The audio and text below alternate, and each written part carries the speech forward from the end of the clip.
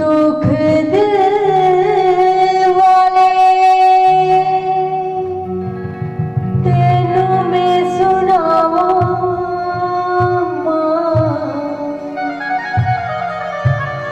माँ आके जरा बे सामने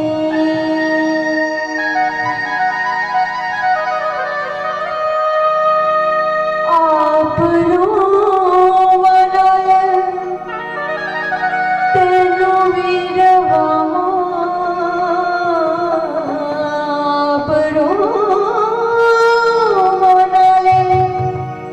तेनू भी रवावा माँ आके जरा बे सामने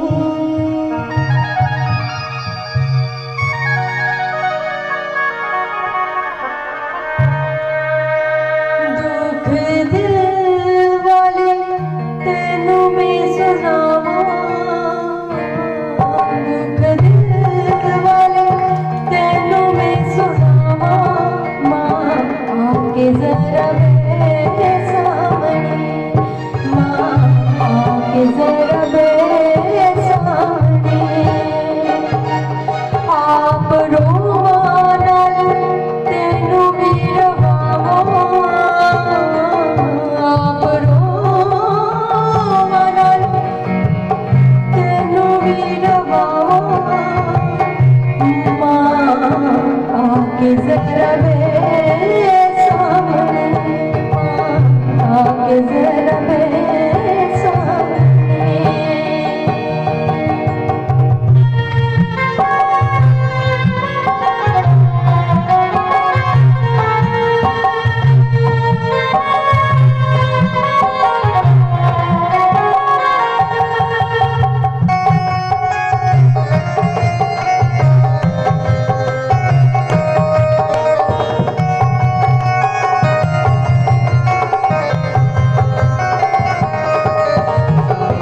दूरों दूरों दुख तेनू दसे कई बार माँ दूरों दूरों दुख तेनू दसे कई बार माँ कदे भी तू आके मेरी सुननी नहीं हो बात माँ कदे भी तू आके मेरी सुननी नहीं हो बात माँ तेनू कल्ला कल्ला दुखड़ा सुनावा तेनू कल्ला कल्ला दुखड़ा सुनावा माँ आके जरा बे सामने माँ आके जरा बे सामने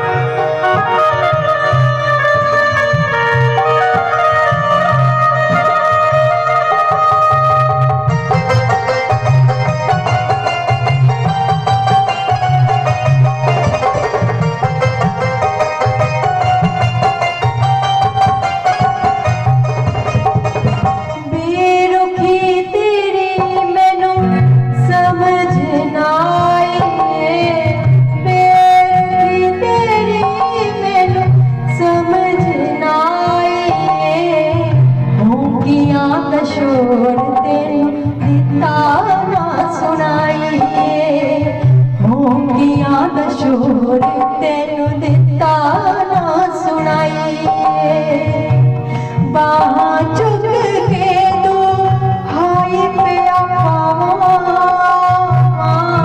बाहां चुक के तू हाय पिया पावा आके जरा सामने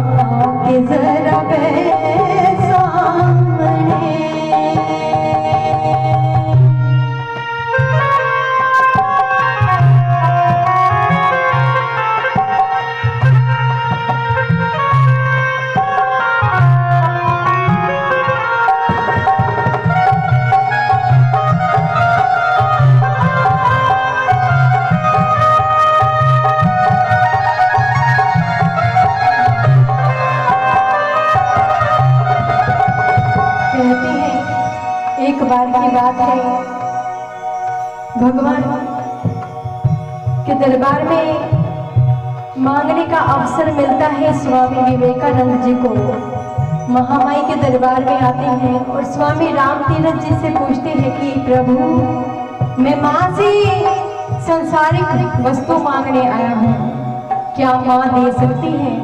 तो आगे से स्वामी जी कहने लगे, माँ सबकी इच्छा पूर्ण करती है, तुम भी महामाई के दरबार में मांग सकते हो जो मांगना है। तो स्वामी विवेकानंद जी महामाई के दरबार में जाते हैं और माँ के आगे प्रणाम करते हैं और कहने लगे, माँ मुझे तुम मिल जाओ, माँ मुझे तुम मिल जाओ। वो हैरान परेशान हो जाते हैं। स्वामी विवेकानंद फिर दोबारा माँ के दरबार में नतमस्तक होते हैं, प्रणाम करते हैं और माँ से फिर से यही आत्मा बोलती है, माँ मुझे तू मिल जाए, केवल तू मिल जाए।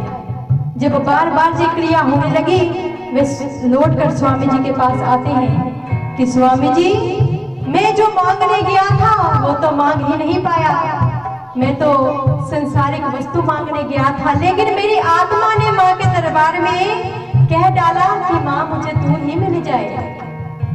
ऐसे होते हैं सच्चे भक्त। कहते हैं एक बार की बात है कि स्वामी रामकृष्ण परमहंस जी माँ की बहुत भक्ति किया करते थे, आराधना किया करते थे। माँ को जब पुकारते माँ दौड़ी चली आती। तो फिर एक दिन क्या होता है कि संत तोतापुरी जी उनके घर में आते हैं और कहने लगे, जिस माँ को तो इतना मानता है, माँ की भक्ति करता है, क्या उस माँ को जानते भी हो? वो कहने लगे, जानता तो नहीं हूँ लेकिन मानता जरूर। मैं जब भी माँ को पुकारता हूँ माँ झट से चली आती है। तो स्वामी जी कहने लगे, संत तोतापुरी जी कहने लगे, माँ का रूप ये नहीं है, अगर बाहर आपको ये ज्योति जलती हुई दिख रही है तो इसका इशारा है कि ऐसी ही ज्योति हमारे भी अंतर्घट में चल रही है। तो वो कहने लगे, माँ का रूप देखना हो तो वह एक भरगव ज्योति है, वो तो ज्योतियों की भी ज्योति है। माँ लाटा वाली माई के नाम से जिसे हम जानते हैं, माँ ज्वाला जी के दरबार में ज्योता जैसे माँ की जग रही है, हम उसे ज्योता वाली माई कहते हैं। तो वो कहने लगा, मैंने तो ऐसे दर्शन नहीं किए।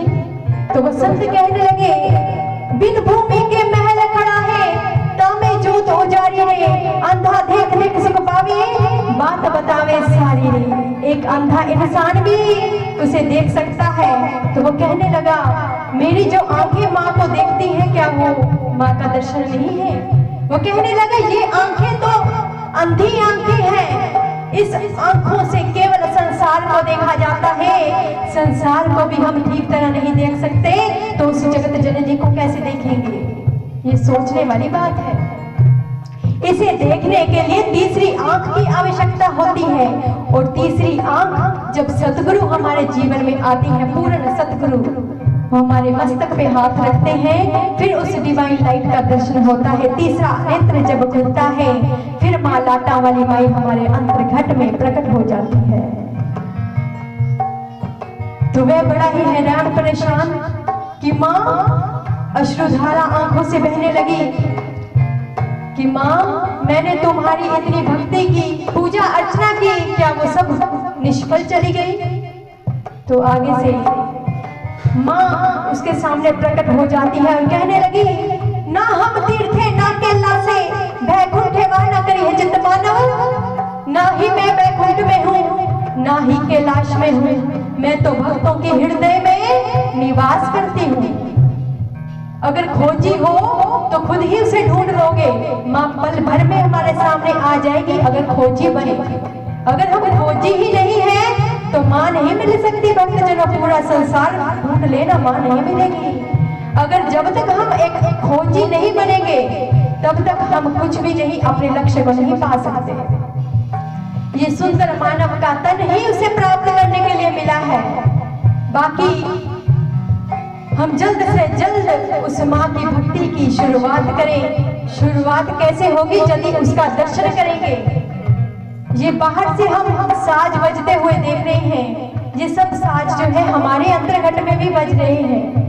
जिसे कहते हैं बिना बजाए निश्चित बाजे, घंटा शंख नगाड़े रे, बहरा सुन मस्त होत है तन की खबर विसारी रे। एक बहरा इंसान भी इस संगीत को सुनता है और फिर संसार को कह डालता है, अरे हरे राम दे हीरे मोती, मैं बिखरावा गली गली, अरे ले लो रे कोई राम का प्यारा, शोर मचावा गली गली। स्वामी रामकृष्ण परमहंस जी की आंखों में अश्रुधारा बहने लगी और माँ को प्रणाम करते हैं और फिर संत तोतापुरी जी की शरण में जाते हैं।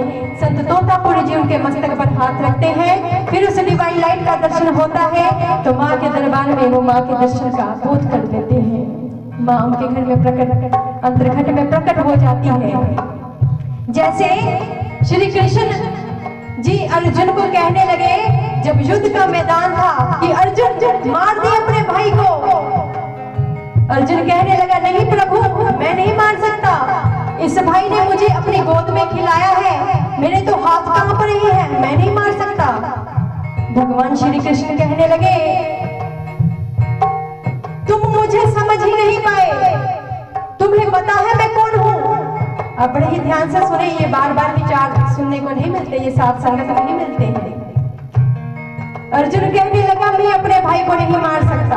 भगवान श्री कृष्ण कहने लगे, तुम मुझे जानते हो? वो कहने लगे, हाँ आप तो मेरे सामने ही खड़े हो। वो कहने लगे, तुमने मुझे देखा नहीं। वो कहने लगे, आप तो मेरी आंखों के सामने हो भगवान, आप कैसी बात कर रहे हो।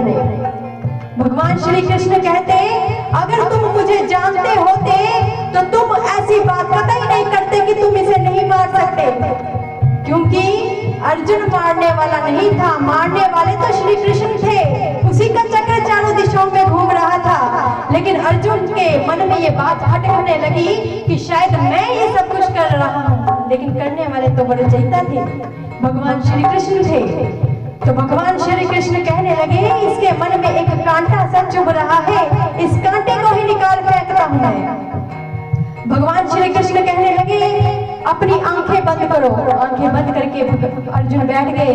भगवान श्री कृष्ण पूर्ण गुरु हुए थे उस समय के, वो उसके मस्तक पे हाथ रखते हैं और कहने लगे, अर्जुन बता तुम क्या देख रहे हो। अर्जुन कहने लगे, हे भगवान आपकी तो हजारों भुजाएं हैं, आपका तो बहुत ही विशाल रूप है, जो मैं उन आंखों से देखता था वो आपका रूप नहीं है, आप तो ज्योतियों के भी ज्योति हो। भगवान श्री कृष्ण से बोध करवा देते हैं। फिर कहने लगे, अब कर इसका वध। वो झट से उसका वध कर देता है। तो भगवान श्री कृष्ण पूर्ण गुरु जब उसके जीवन में आए तो उस शक्ति का बोध करवा देते हैं, क्योंकि श्री राम त्रेता में आए और भगवान श्री कृष्ण द्वापर में आए। वो वहीं पे द्वापर युग में ही अपना शरीर वहीं पे छोड़ गए थे। फिर जैसे जैसे युग बदलते हैं वो वैसे वैसे धरा पे आते हैं और अपनी लीला के माध्यम से भक्तजनों को बोध करवाते हैं अपनी शक्ति का। लेकिन हम क्या करते हैं, हम जितने जितने रूप देखते हैं उतने उतने भगवानों को बांट देते हैं। लेकिन जब सतगुरु आता है वो कहता है कि भगवान सिर्फ एक ही है, सबका मालिक एक है। हम बांट देते हैं, लेकिन जब हम उसका दर्शन कर लेंगे फिर उसे बांटेंगे नहीं, लीला के माध्यम से कुछ समझते हैं। तो आए ऐसे ही भक्त माँ के दरबार में जब सच्चे भाव से एक जिज्ञासा रखता है तो माँ आने के लिए मजबूर हो जाती है। क्या कहते हैं भक्त, दिल वाले दिल विच रह न जाए गले माँ, दिल वाले दिल विच रह न जाए गले माँ, सागर दे नाल कीते हो ना जाए छल माँ, सागर दे नाल कीते हो ना जाए छल माँ, मुक जानना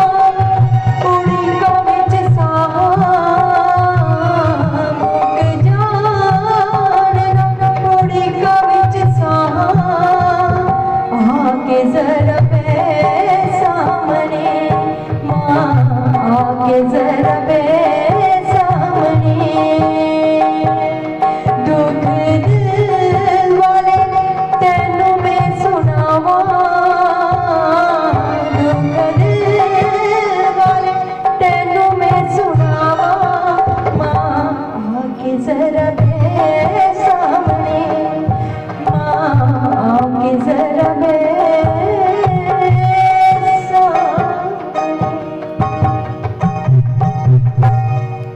हे माई मेरी